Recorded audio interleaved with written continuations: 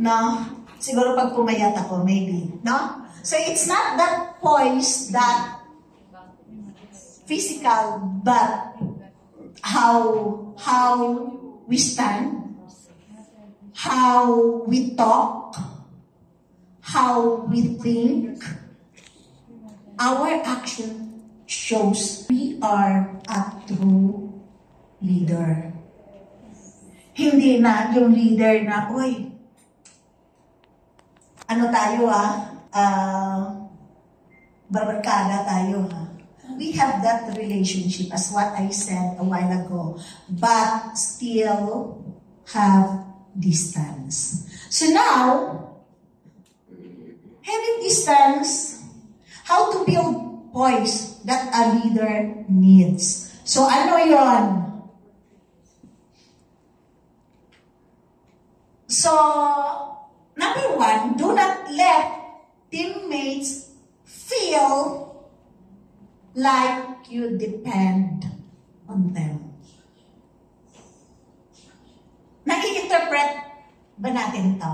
Yeah. Yes. Yes. For example, one leader short of always asking to the teammates, o ano na, pagkano na sales mo? Dapat mayroon ka na. How much sales do you have? You need to produce. Short of you are really trying to depend on the performance that they have.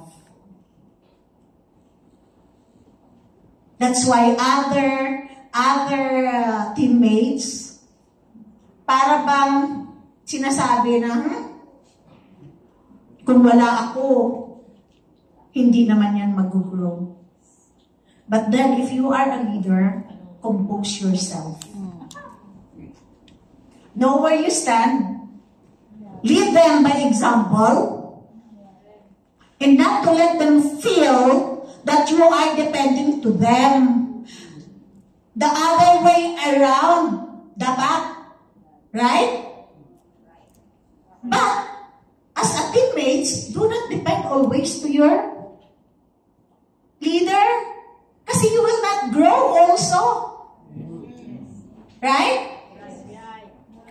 So, always bear in mind that don't let them feel that you depends on them. Next is, do not complain, exhibit weakness, or you confide. How among you may mga problems, then along the way doing this advocacy?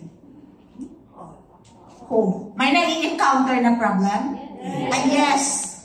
There are problems. Right? But sabi, huwag ka maghanap complain. Do not complain. No? If you are a leader, hindi na maya-maya, kay Leilani, sumbong ako ng sumbong, complain ng complain, all of the burdens, all of the struggles that I encountered in life, especially in doing Riway, complain and complain. So how can Leilani look to me, no? As what? As a weak person? So how can she follow me? Leaders, do you want to follow a weak person? So, I believe that each and every one of us has struggles in some other ways, right? Right.